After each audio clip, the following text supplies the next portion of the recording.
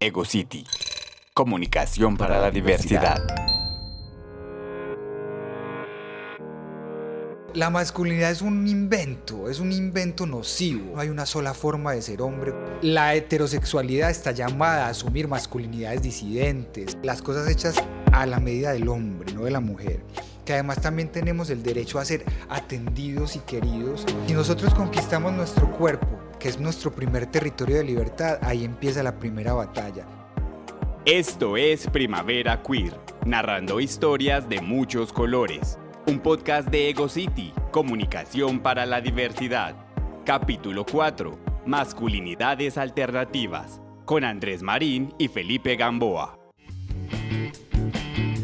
Esto es Primavera Queer, un podcast de EgoCity, un podcast en el que hablamos de todo eso que nos atraviesa el cuerpo y nuestras diversidades. Hoy tenemos el cuarto capítulo y nos acompañan un invitado muy especial. Tenemos casa llena por parte del grupo de EgoCity y bueno, démosle rienda a esto. Marco, buenas tardes, ¿cómo estás? Buenas tardes, ¿cómo estás, José? Hoy tenemos casa llena en EgoCity porque tenemos un invitado muy especial. ¿Cómo no estar acá acompañando a Andrés Marín? Qué rico poder estar hoy en Primavera Queer llegando con esta cuarta edición de lo que son estos podcasts de EgoCity en esta celebración de nuestros primeritos 10 años.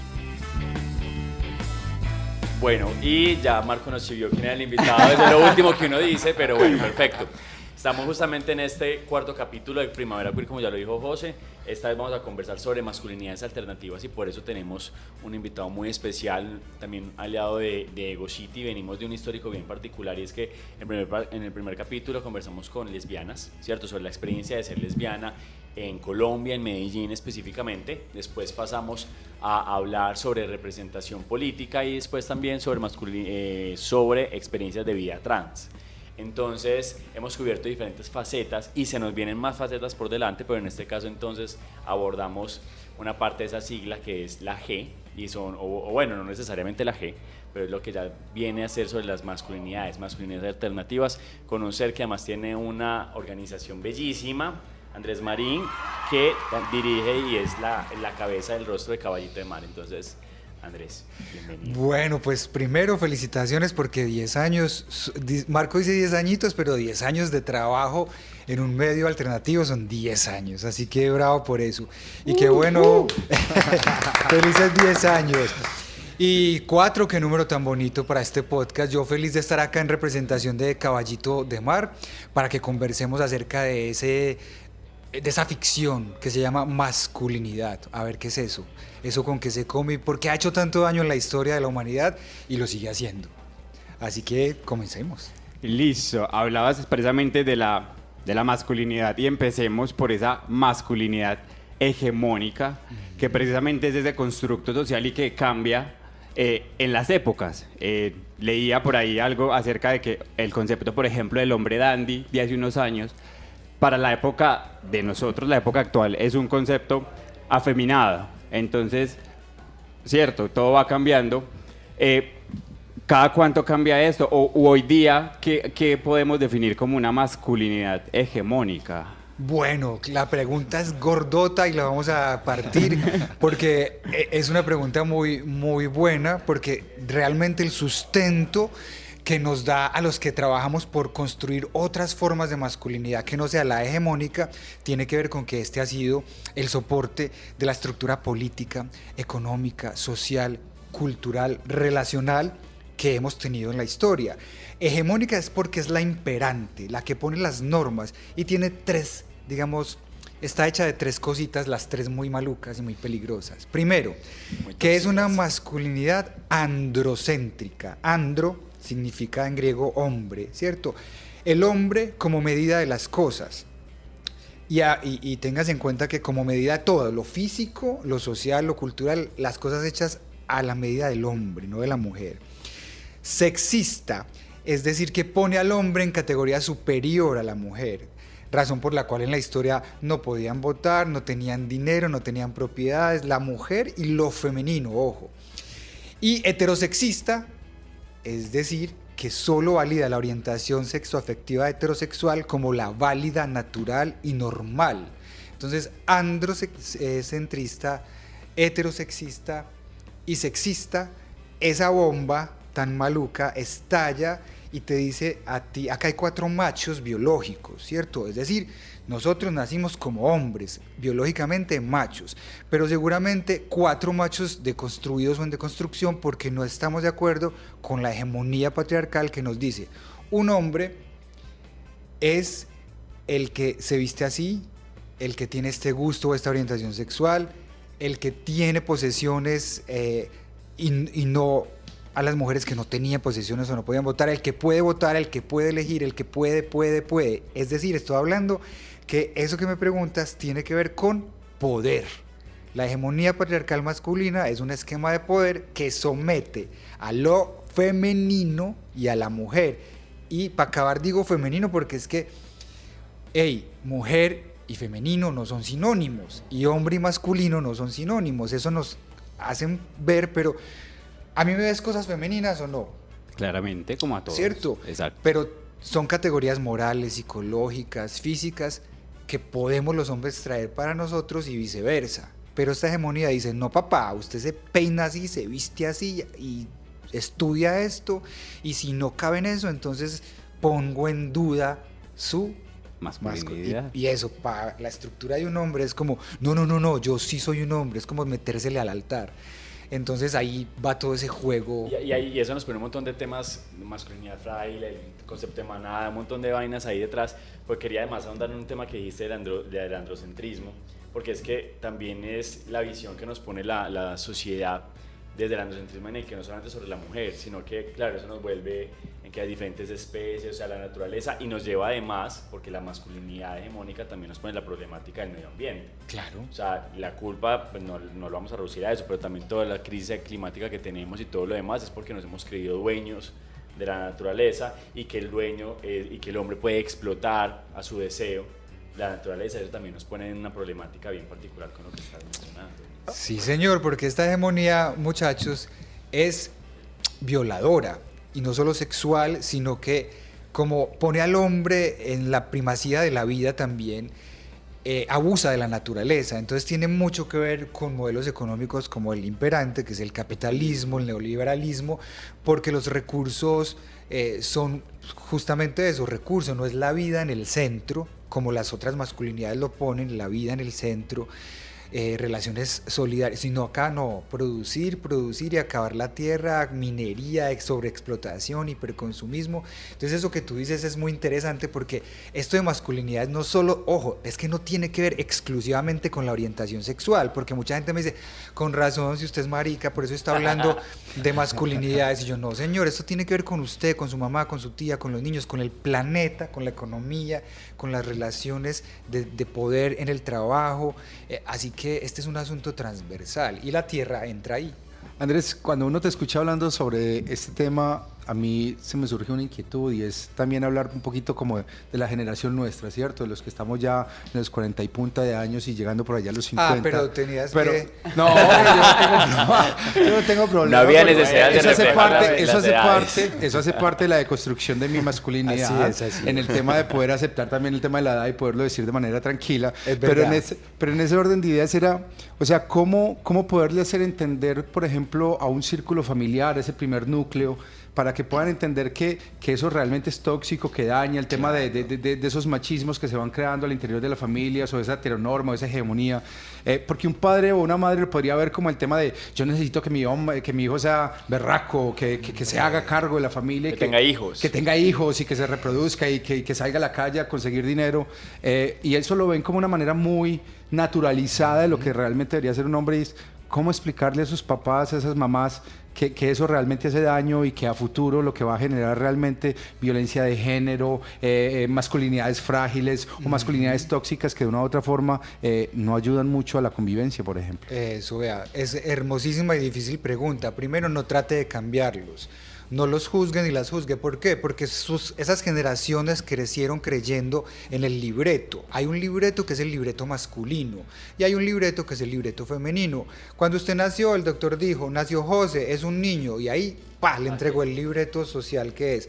Además, porque Cositas- ni siquiera nos lo preguntan, perdón Andrés que te interrumpa un segundo, no nos lo preguntan ni siquiera, lo único que hacen es vernos el genital. Exacto, no más. o sea, tiene pene, es un hombre, entonces, cositas azules, y en el libreto ya dice lo que puede estudiar, lo que no, cómo se puede mover, cómo puede, ¿cierto? Culturalmente, nuestros padres, abuelos, tíos tienen ese libreto, tenemos todos ese libreto, entonces pretender cambiarlo y decirle, no, es que no es así", no.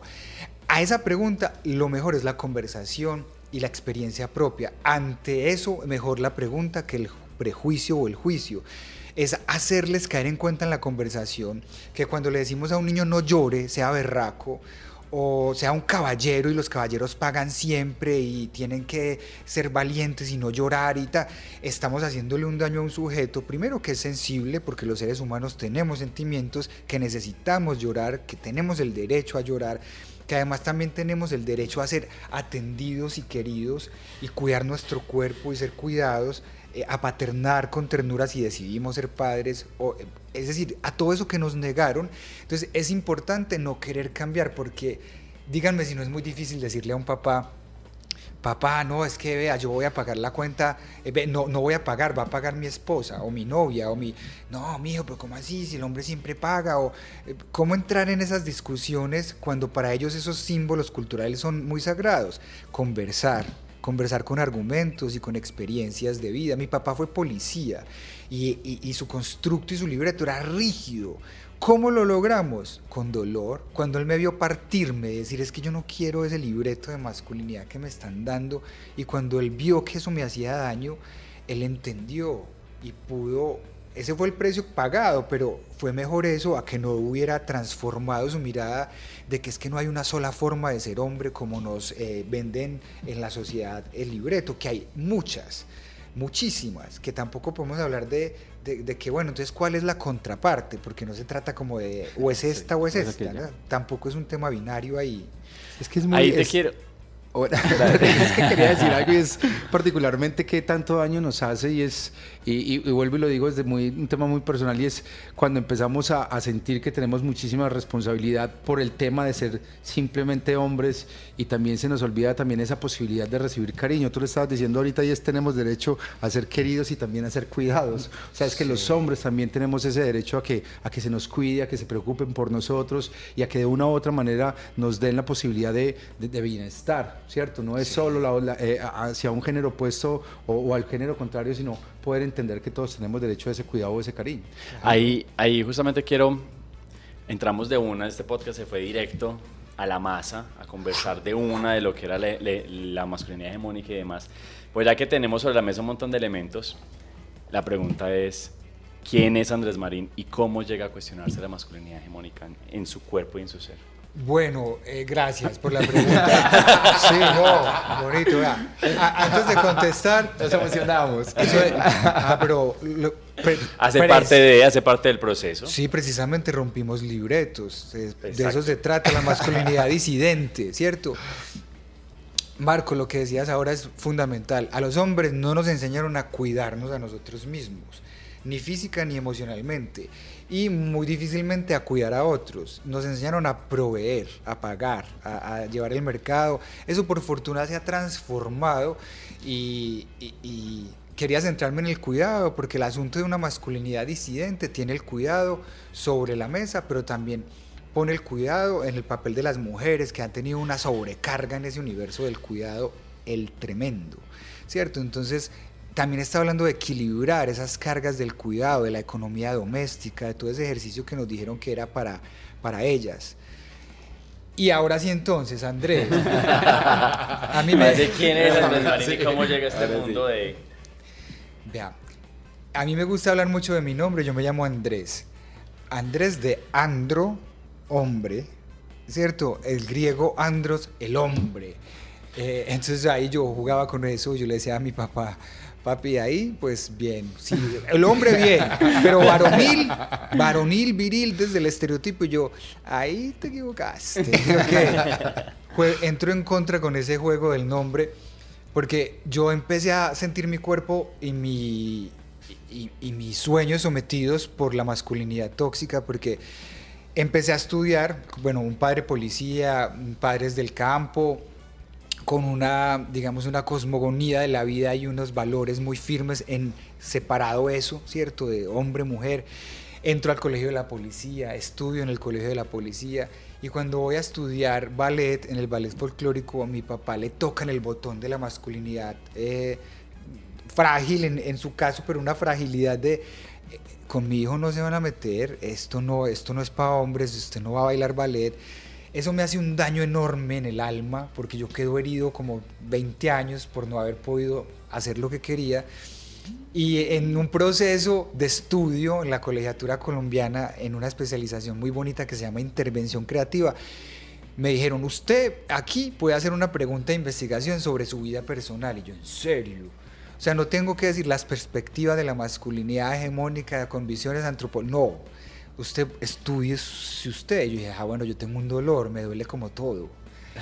Entonces, pregúntese por ese dolor. Y me di cuenta que ese dolor tenía que ver con la imposibilidad que me había dado, en este caso mi padre, representando a toda la cultura, de ser el hombre que yo quería ser. Entonces empecé a estudiar el tema y desde 2017 me pegué una empeliculada con esto de las masculinidades, pero una empeliculada porque sentí los efectos del bienestar en mí al reflexionar sobre eso y poder a través de un proyecto pedagógico que es Caballito de Mar enseñarle o poner la conversación con otros sobre no te estás dando cuenta, pero ahí está haciéndote daño el machismo y el machismo tiene que ver con todos y todas y todes. Ahí fue que llegué, pues te hice el resumen, pero pues así llegué al tema. ¿Y qué es Caballito de Mar? Caballito de Mar. Bueno, primero les cuento que Caballito de Mar es un pez. Y los peces, ¿cómo nadan, José? ¿Cómo nada un pez? Hágame con la mano. Como nada, un pez. Como Yo le así. dije que le saco ¿Y la usted? Como así o así, ¿cierto? Exacto, dependiendo del pez. Dependiendo del pez. Pero este pez, porque el Caballito de Mar es un pez, nada así. O sea, verticalmente. Ahí ya había una disidencia más buena, más sabrosa. Y además es el macho el importante que el dato. tiene los bebés. Entonces yo dije, todos ustedes, los que dijeron que eso era normal, que ser homosexual era antinatural, que ser así, ese tipo de hombre era pecado o anormal, conocí el concepto que me enseñó Brigitte Baptiste que se llama esencialismo biológico, un orden ficcionado, alimentado y publicitado por la religión que dice que hay algo natural y hay algo antinatural.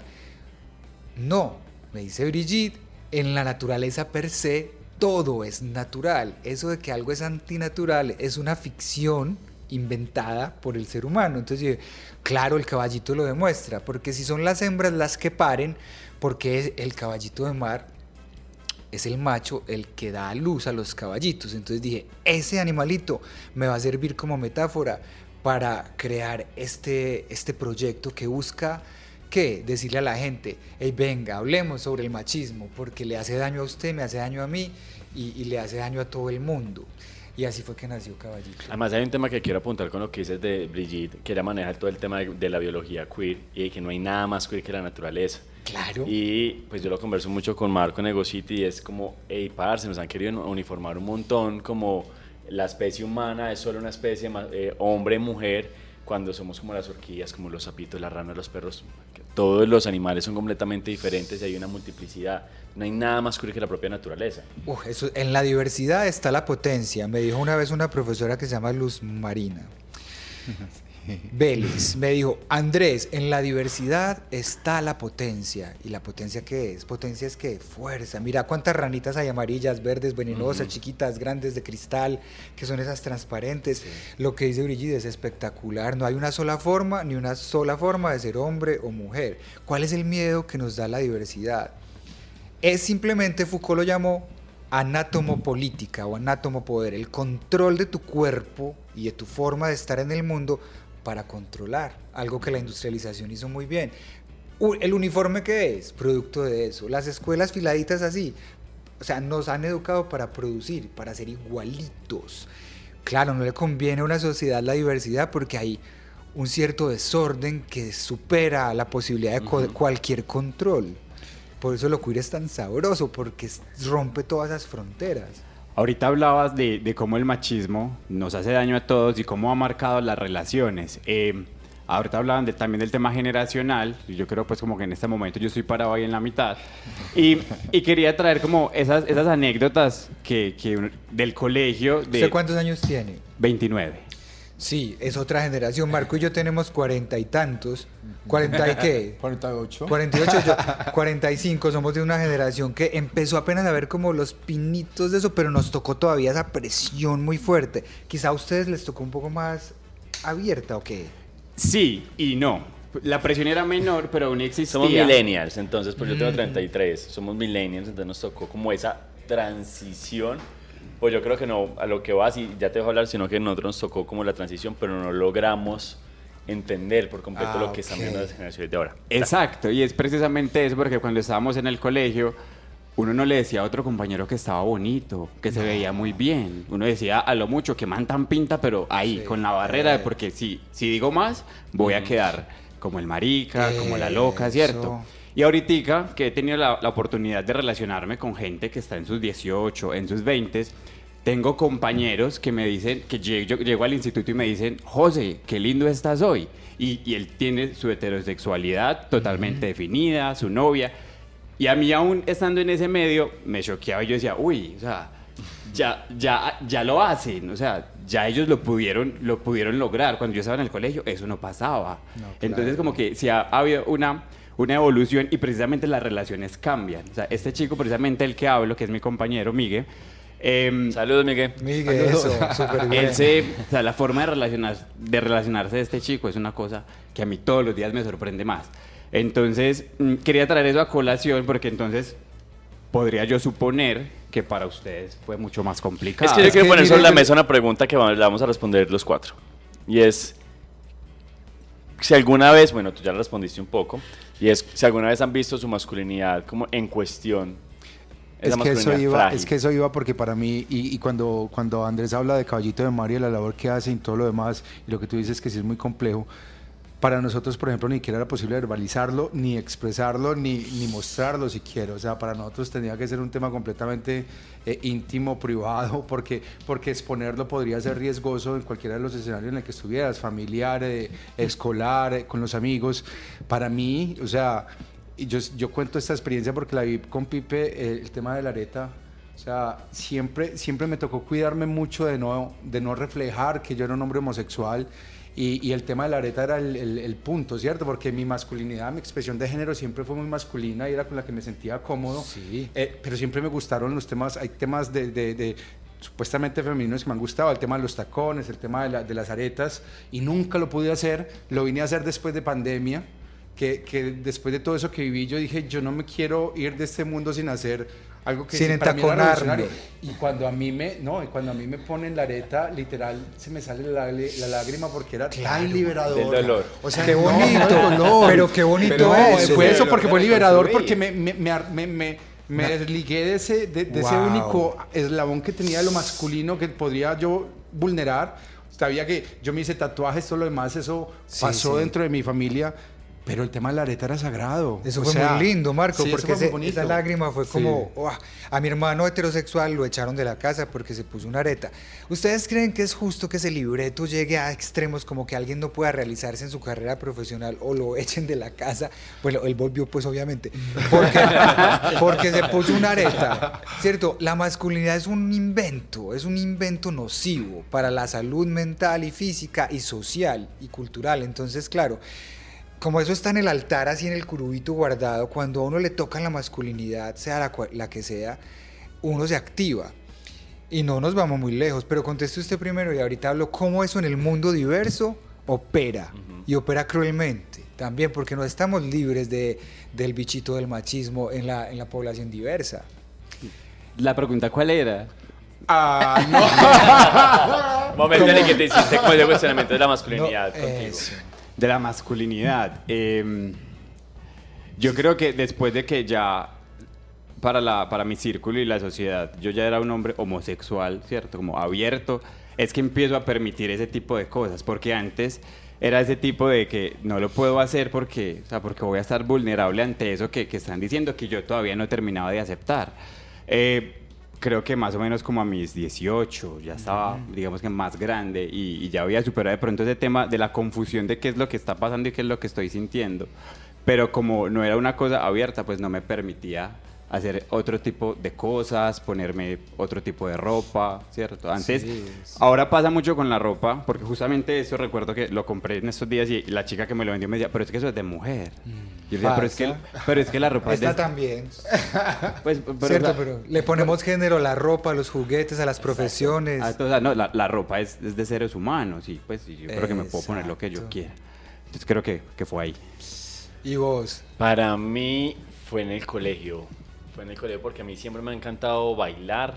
No, incluso ni siquiera en el colegio, como en la familia, porque a mí siempre me encantaba bailar. Entonces era el que en Navidad cogía y le decía a la gente, cogía y ponía a la familia como, no, mire, mamá, vamos a hacer un show, todos los primos. Y era porque yo La quería las cosas de bailar. coreografía. Entonces, de bailar Shakira, ojos así, vainas así por el estilo. Qué Pero nota. ahora que lo recuerdo de esa forma, Qué lindo. entonces, claro, en ese momento del cuestionamiento, mis papás siempre me dejaron muy libre con el tema, pero claro, cuando hablé de ser gay, ahí sí era el choque, como que, ok, lo entendemos porque es muy artístico, pero cuando ya es la marica, como que ahí sí generaba un problema, Sí, sí.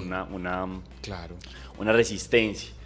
Pero ahí creo que más como por presión social, yo empecé a suprimir en mí la bailada, el hacer una cosa, el hacer la otra, pero siempre desde chiquito estuvo como ese cuestionamiento en mi cerebro y claro, además porque siempre he sostenido que a uno en los colegios y la sociedad le dice lo que es antes de uno siquiera categorizarse, ¿cierto? Cuando uno no sabe qué es un marica, cuando uno sabe qué es ser gay o qué es ser una loca, en el colegio te dicen loca, marica, gay y una cantidad de cosas que uno además llega y a veces lo llegué a conversar con Albarreyes de Fundación Sergio Rego y es como, hey, vos llegas a tu casa y uno no, un niño gordo que me dicen gordo, llega y dice al colegio, me dijeron gordo y no, mijo, es que usted no está gordo, usted está rellenito, cualquier cosa le dice, Sí, sí. gafufo, alto, lo que sea.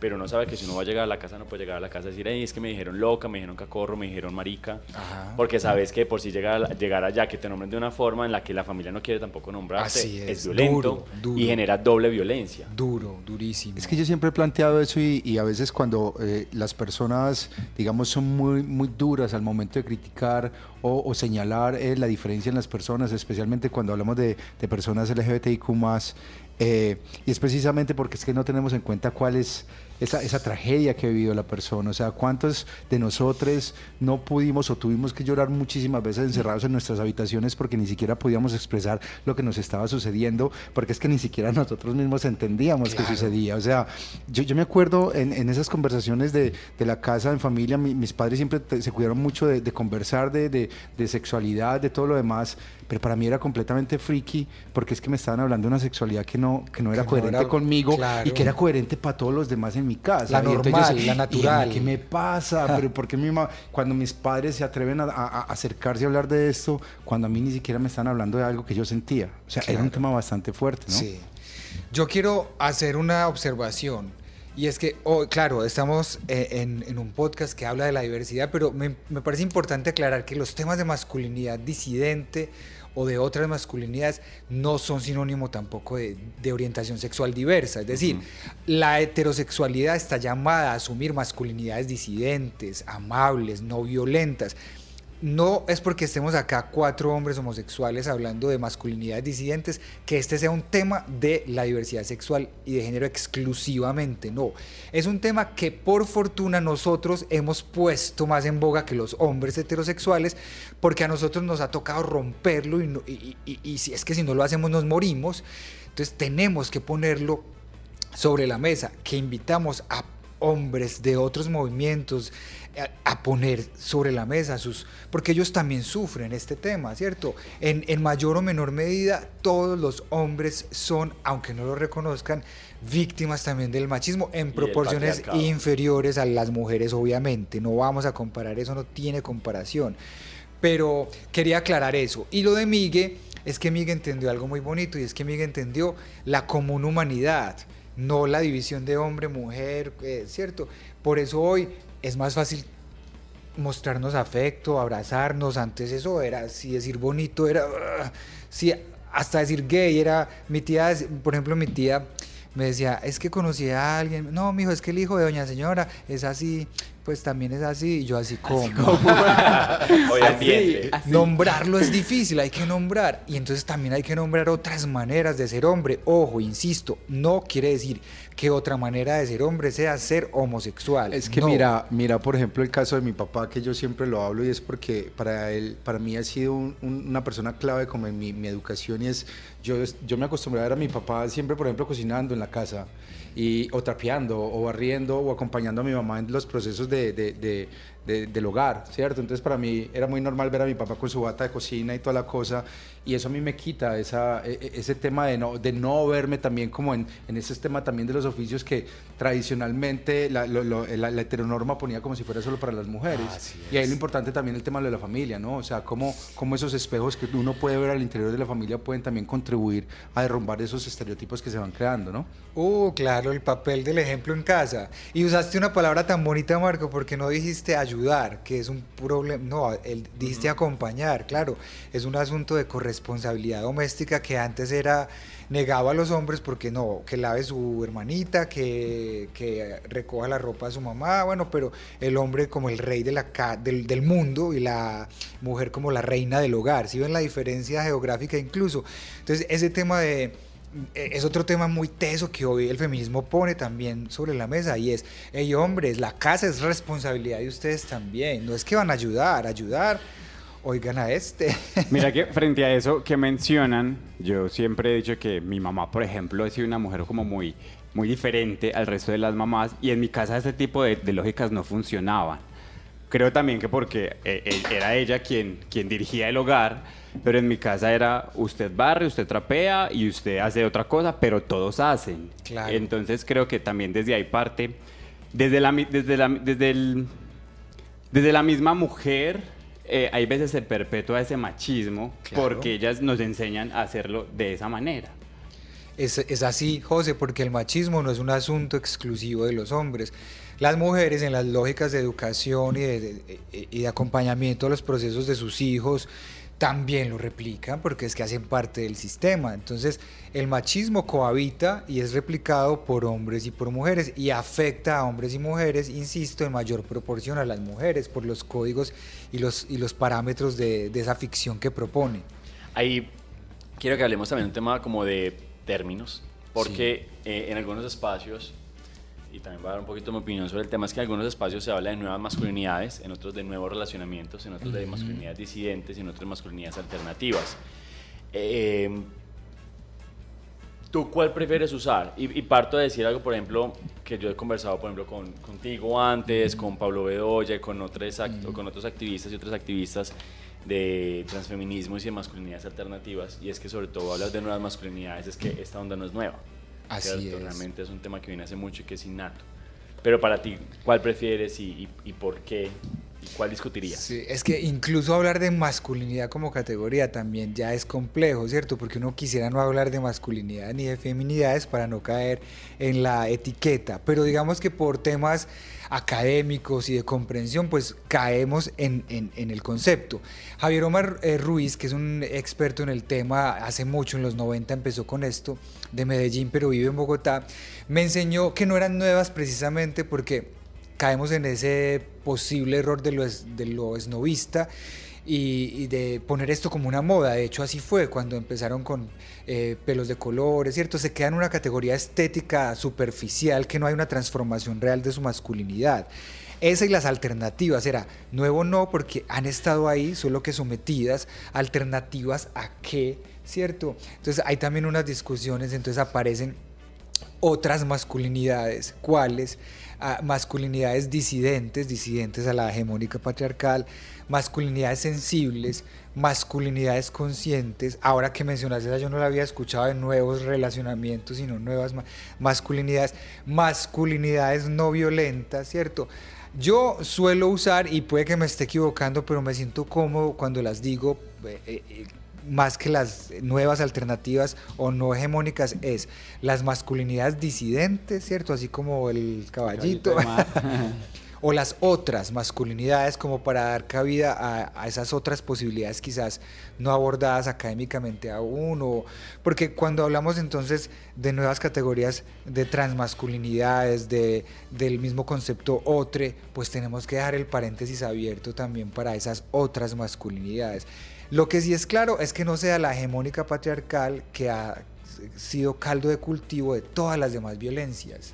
Y que además, y ya sé que Marco iba a preguntar algo, pero y que también nos pone algo sobre la mesa que ahorita lo mencionaste, y es la endofobia, la endodiscriminación, porque Sí. muchísimas veces tú lo dijiste, las masculinidades alternativas o las masculinidades disidentes, me suena más esa, más bonito, más chévere para mí, me agrada más. Las masculinidades disidentes justamente son un tema que no es propio de los sectores LGBT, porque incluso los sectores LGBT respondemos muchísimo, demasiado a los patrones Total. hegemónicos, sobre todo porque desde mi perspectiva nosotros y nosotras y nosotres siempre estamos como en esa necesidad de como de confirmarnos o de decir yo sí soy o no soy dentro de patrones hegemónicos. Claro. ¿A qué me refiero? Tanto como las mujeres trans o los hombres trans o uno como gay, lo puede ver uno en aplicaciones de ligue tipo, bueno, no vamos a decir sus nombres, en aplicaciones de ligue como no me gustan femeninas, no Total. me gustan así, no me gustan tan, Así tan, tan. es. Siempre es como una reconfirmación de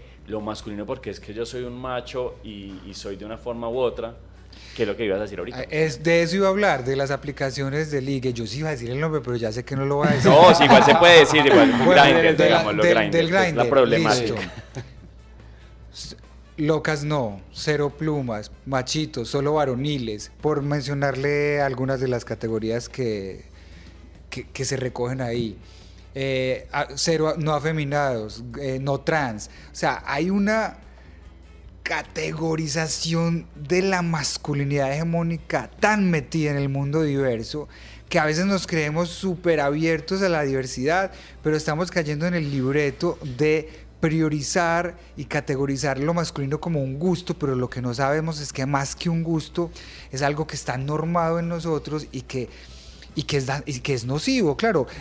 Cuando entren, si entran a la aplicación alguna vez, así solo por experimentar. ¿Alguna vez? Alguna vez por experimentar. Miren la carga, es que se vale hacer y toda una investigación sobre el tema. La carga de machismo que hay en la población diversa es enorme. Y no Es solo con los enorme. mensajes, las No fotografías, o sea, es que todo el es cuerpo normado, el cuerpo exacto. normado homosexual preferido es cuajo, musculoso, bueno, es lo mismo, es el copy-paste del mundo heterosexual en el mundo diverso, porque repetimos cánones de estandarización de belleza masculina y femenina, gustos, todo, mejor dicho. Es que saben una cosa, como diría por allí Germán, no, o sea, vamos, que, la masculinidad está sobrevalorada, ¿no? Y está sobrevalorada. Está Sí, sobrevalorada. sí. Y es que mira, Sí. estamos en una Germán es el conversación. audiovisual de Gociti, para que Sí, por sepan, allá. el rostro Germán no detrás de lo que puede salir ustedes así. ven. Así, haces No así. puede un cameo, Germán. Germán, no Pase, puede- pase. Germán, pase y haga así.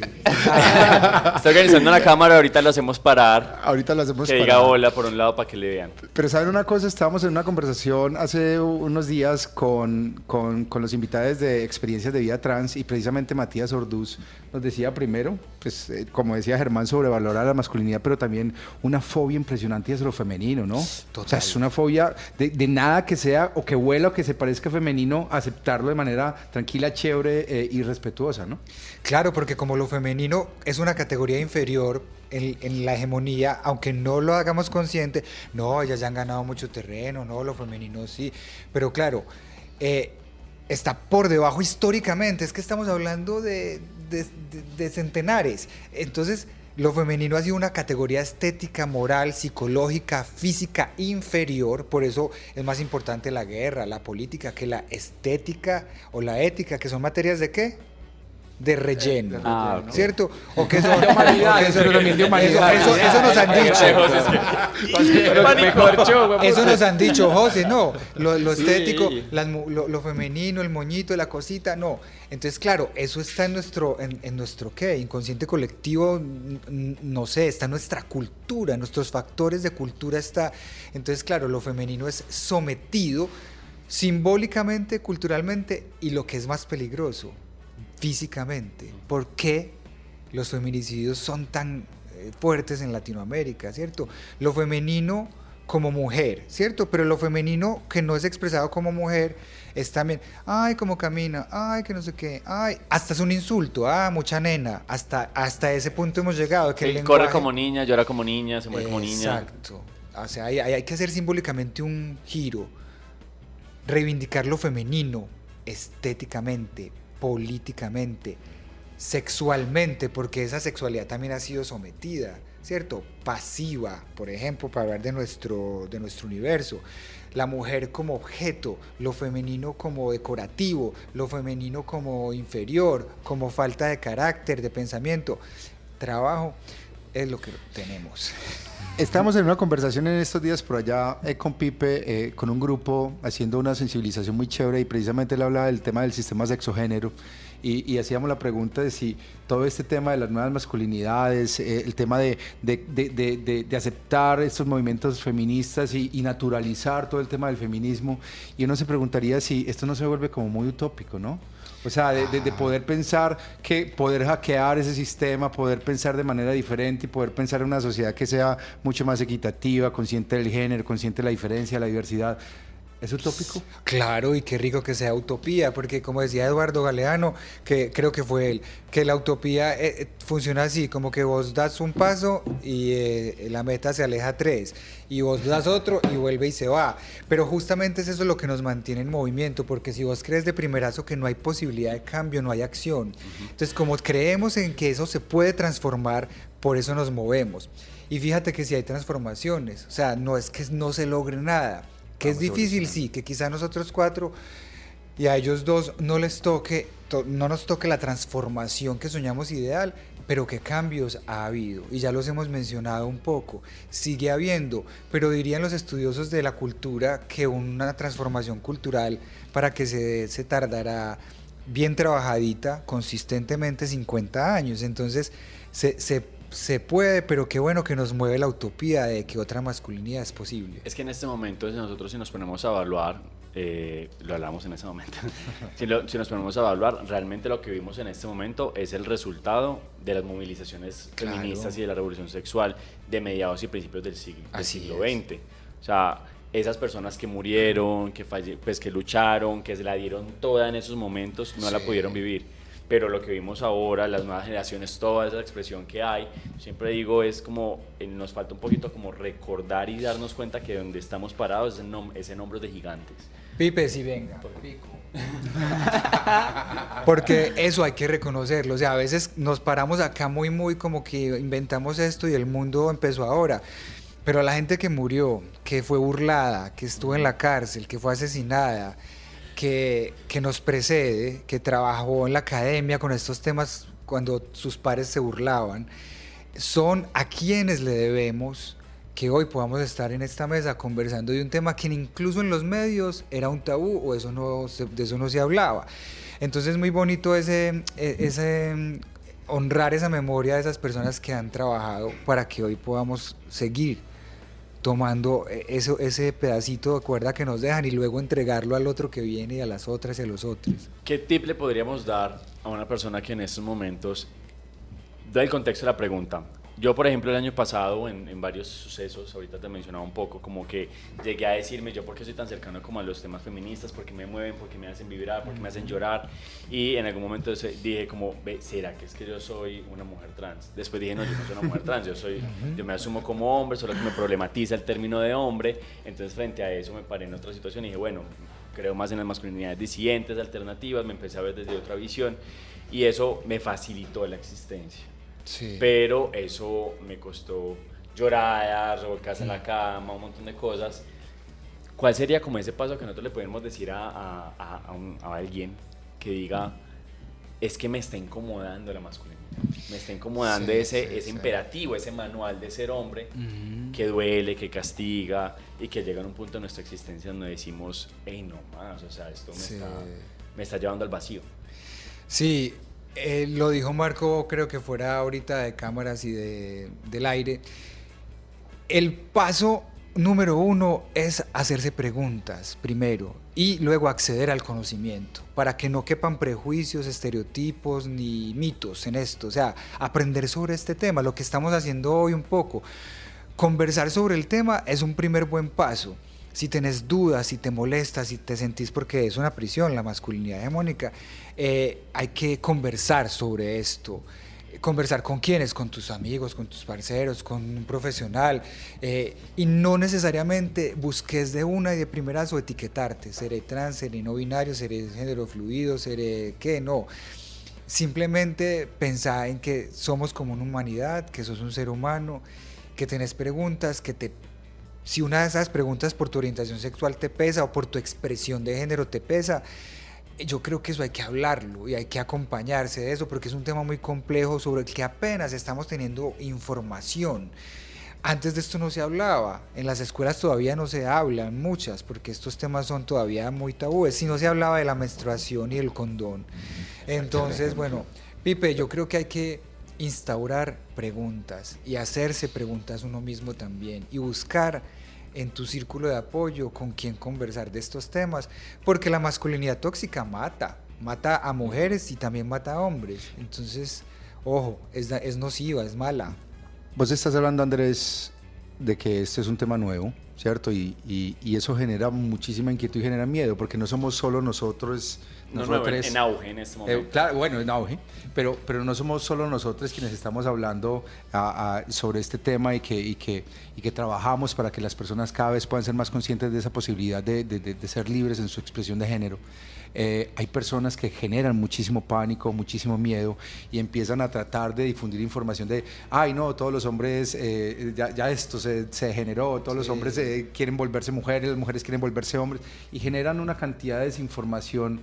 ¿Cómo hacer para que realmente las personas que, como tú lo dices ahorita, hey, pregúntese sobre esto, qué hacer esas personas, a dónde deben recurrir, dónde buscar información, o sea, cómo le podemos decir a estas personas, con Caballito de Mar? Cómo conectarse con Caballito de Mar, cómo conectarse, por ejemplo, con una plataforma como EgoCity para que puedan realmente encontrar información donde conozcan que realmente lo potencial que hay en el tema de la diversidad. Bueno, primero agudicen su nariz y su olfato, porque cualquier esencialismo, cualquier fundamentalismo es peligroso, cualquiera.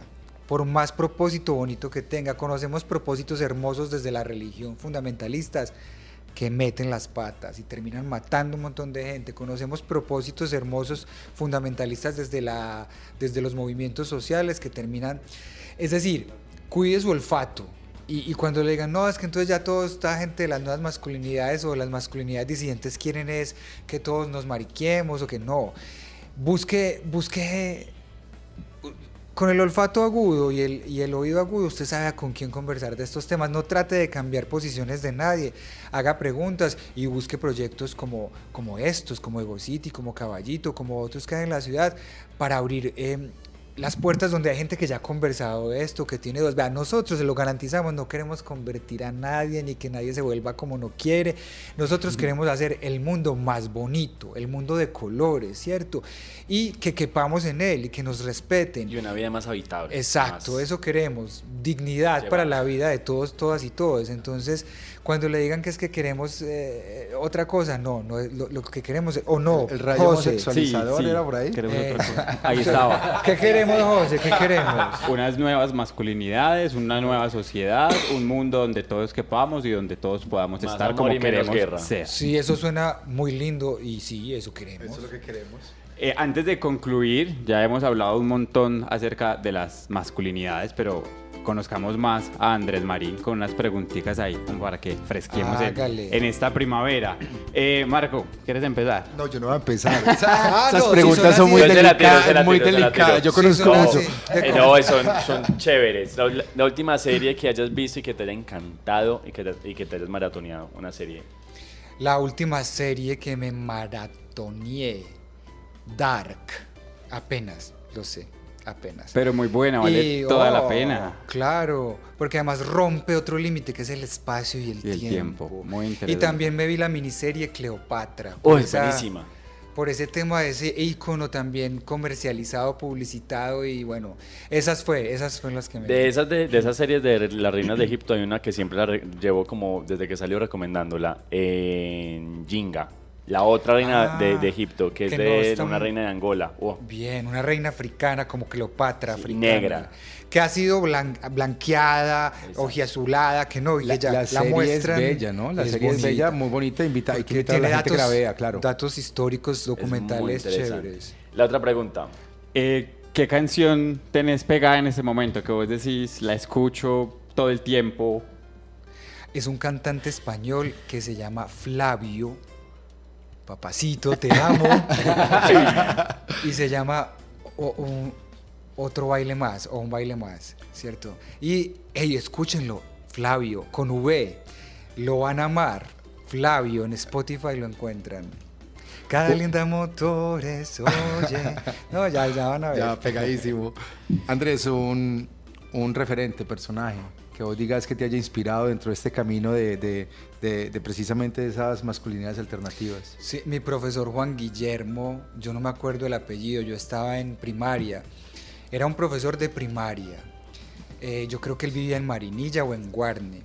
Yo nunca le agradecí a Juan Guillermo porque yo sentí que él me cuidó, que me enseñó, además era un profe, en la escuela eran todas profesoras, ese era un hombre enseñando y cuidando, yo me sentí cuidado por ese profesor, con su respeto y con la distancia, y además que me enseñó a leer y a escribir, eso nunca se me va a olvidar, me dio las puertas para lo que hoy significa una de las cosas que más me gusta hacer, y no sé qué habrá sido de él, del profe Juan Gui. Tu primera vez en el Pride. Mi primera vez en el Pride tenía un miedo el hijo de madre, porque como yo tenía unos... ¿Cuándo fue? ¿A qué edad tenías? Eso fue en 1998 por ahí, y estaba eso como... Y yo me fui vestido de mujer. Yo me cogí unas lámparas que tenía mi mamá en el baño, una en el baño y otra amarillas, y me las puse así. Me fui con mucho susto, vestido de mujer. Era muy... En la ciudad en esa época estaba como frágil. Tenía mucho miedo, pasé muy maluco. No lo disfruté porque tenía miedo. Miedo, precisamente. ¿Cierto? Y una vecina vio las noticias, claro, esas tetas amarillas ahí. Y mi mamá me pilló, pero mi mamá no me regañó. ¿Cómo va ¡Ja! a ser? Lero, lero. Mi mamá me celebró y dijo, ay, bueno, ay, cuídese su papá, que su tío, que vea que su tío lo vio en televisión. Y no sé qué, que no. Y yo, no, esa fue la primera vez, con mucho, mucho miedo. Y me conectas con un tema, ¿y cuándo fue? Porque algunas personas sabemos, yo sé que ya estamos súper corticos de tiempo, pero algunas personas sabemos que tú también tienes un personaje de una hermosa dama que haces también performance de plancha y demás. ¿Cuándo fue la última vez que te trepaste? Bueno, yo empecé mi vida transformista a los 16 años, porque yo me vestí de mujer a los 16, de los 16 a los 18, fue una corta pero intensa carrera. Laura María Cadavid, de la Corporación Transformista de Antioquia Las Cadavid, con Sara María, que le mando un abrazote, y yo ahí cantábamos, pues en esa época, José, no era Lady Gaga, ni Rihanna, ni Dua Lipa, no, era Rocío Dúrcal, Daniela Romo, Las Flans, Shakira, Sí. bueno. Sí, la base queer latinoamericana. La base queer latinoamericana, sí, Puro señor. Latin American Pura- Power. Pura e hispanoamericana, porque Rocío Rocío era... Dúrcal, claro, iberoamericana. Hace mucho, no, o sea, profesionalmente no, hace muchísimo tiempo. Pero la última vez que tomaste su piel. Como así, yo creo que fue en una fiesta en la casa, cuando con amigos y uno dice, ay, voy a ir por algo, y uno dice, el closet te llama y dice, las pelucas están allá, el tacón Las está allá. cortinas, las cortinas. Las toallas están allí, vamos a jugar. Y la lúdica de la transformación nos permite precisamente hacerle así al machismo, decirle no me jodas, que la lúdica es primero, que el juego es primero y que no le estoy haciendo daño, que esto es un disfrute artístico. Por eso es tan chévere también hablar de treparse a esos estereotipos. Oiga, qué chévere esta conversación, de verdad que a medida que van pasando cada uno de los podcasts vamos cogiendo como mayor temperatura y esto se va poniendo bien interesante, además de divertido. Para nosotros hoy ha sido muy especial estar contigo, Andrés. Yo quería como contar algunas cositas que quedan por acá, si ustedes piensan que de pronto pueden sumarle, pues me levanta la manito, pero qué rico, por ejemplo, saber que los hombres también tenemos derecho, o esas masculinidades tóxicas tienen derecho también a ser queridas, a ser cuidados. Qué rico también hablar de esa liberación que surge a partir de poderse asumir en una masculinidad alternativa, en una nueva masculinidad que nos permite ser un poco más libres. Qué tan bacano eso que hablaste sobre el esencialismo biológico, de esa frase que te llega de Brigitte Batiste y de la naturalización realmente de la diversidad. Yo vuelvo y hago con lo de la frase de Germancho, que Germancho nos ha aparecido por ahí en la imagen. Debería Germán, ser, salí. pero saluda, Salí. Germán, pásate Aquí a mi menos por ladito. así. Mostrar Te que los queremos hombres ver. también que ya se quedó ponen grabado, gorra ya rosada. Eso, él Bueno, es qué Germán. rico. Un saludito, Germán. Hola, Germán. Eso. Germán, ojo que esta frase es muy potente y la dijo. Sobrevalorar la masculinidad está muy sobrevalorada. Y lo otro, pues, perder el miedo a acercarse, a preguntarnos, a inquietarnos por llegar a cosas diferentes. Yo lo digo con toda honestidad y también mi familia lo sabe. No fue muy liberador. Primero el tema de mi areta y quienes me conocen de cerca, Felipe, no saben lo que yo sentí la primera vez que me monté en unos tacones. Me encanta andar en tacones. Es un tema bien interesante y que uno no lo explora precisamente por ese miedo. No sé si ustedes quieren sumarle algo más a las conclusiones para que vayamos despidiendo, José. No, yo creo que más que añadirle a la conclusión, agradecerle a Andrés por habernos aceptado la invitación. De verdad que es mucha información, mucho conocimiento y el conocimiento hay que compartirlo precisamente en esa búsqueda de crear sociedad. Entonces, muchas gracias. Por acá, súper bienvenido siempre. Yo trabajo en Confiar, yo no sé si se puede decir, pero Obvio sí, no hay problema. en Confiar decimos que el conocimiento es un bien colectivo. Entonces, no seamos tacaños con el conocimiento, hay que compartirlo. Y Marco, nos dijeron que éramos Homo sapiens sapiens, pero también Luzma, a quien amo mucho porque me enseñó mucho. Un saludo a Luzma. Luzma, qué te rico. amamos. Ey, te amamos. Nos dijo, hey, somos Homo ludens ludens también. Por eso el montarse en unos tacones no es una bobada, el jugar, el explorar el cuerpo. Si nosotros conquistamos nuestro cuerpo, que es nuestro primer territorio de libertad, ahí empieza la primera batalla. Primero el cuerpo, de construirlo, conquistarlo, sentirte cómodo con él o cómoda o cómode, y de ahí para allá seguir tus conquistas. Así que gracias por invitarme, pasé muy bueno, se me fue así el tiempo. Bueno, muchísimas gracias. Mi conclusión, este 2023 para mí ha sido de construcción, reinvención. Seguimos. Entonces, bueno, muchísimas gracias.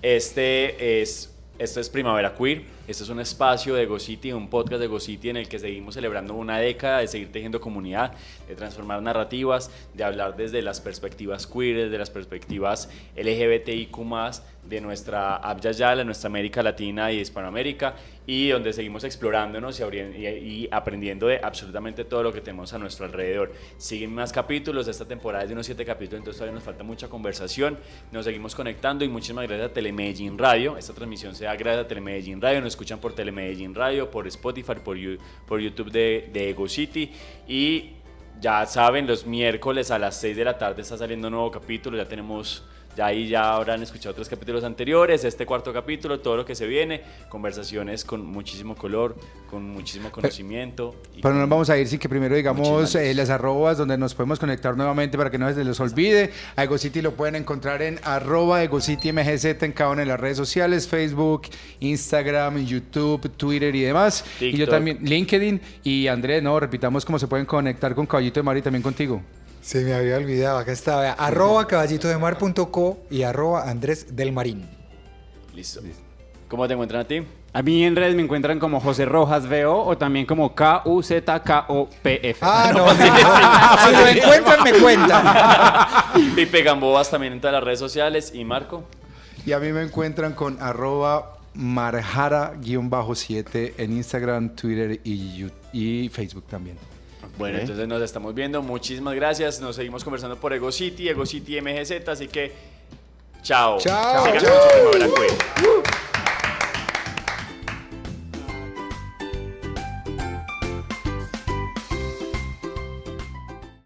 EgoCity. Comunicación para la diversidad.